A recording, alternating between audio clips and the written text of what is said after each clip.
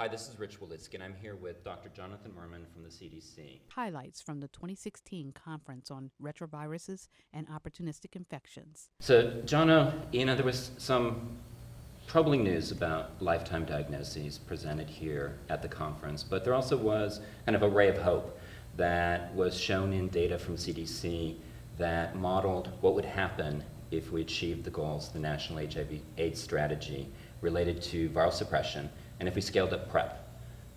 What did that modeling study show? Well, the study showed that if we reached the goals that the national strategy put before us, we would prevent 185,000 new HIV infections over the next 5 years. And that effect would mostly be because of reaching the viral suppression goal of 80% among people who have been diagnosed with HIV infection. That would be about 165,000 infections prevented. Mm-hmm. PrEP also would prevent 17,000 infections if we reached the goals of the strategy. However, the balance between the effects of those two interventions changes depending on how well we meet the goals. So for example, if we didn't do as well with testing and diagnosis and treatment, and then PrEP becomes even more important. And for example, for the existing situation in the United States right now, if we didn't improve viral suppression rates, expanding PrEP would actually prevent over 40,000 infections. But if I think about it, are you saying that the bottom line is that the most impactful thing we can do is to increase the number of people who are virally suppressed? Yes.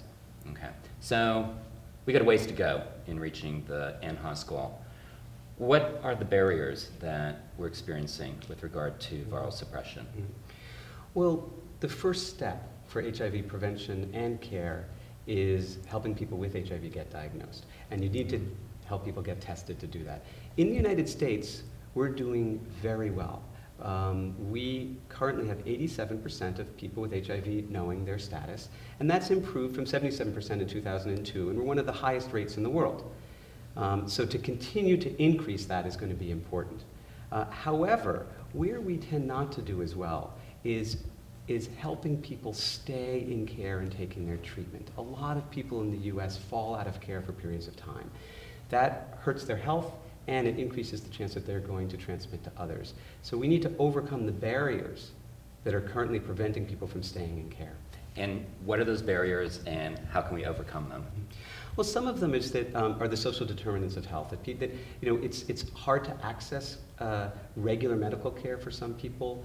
HIV infection has been associated with poverty, unemployment, and accessing care can be hard. We are lucky to have the Ryan White program in the United States, where about $2.4 billion every year are spent to provide care and services for people with HIV. So that has been shown in studies to actually improve viral suppression.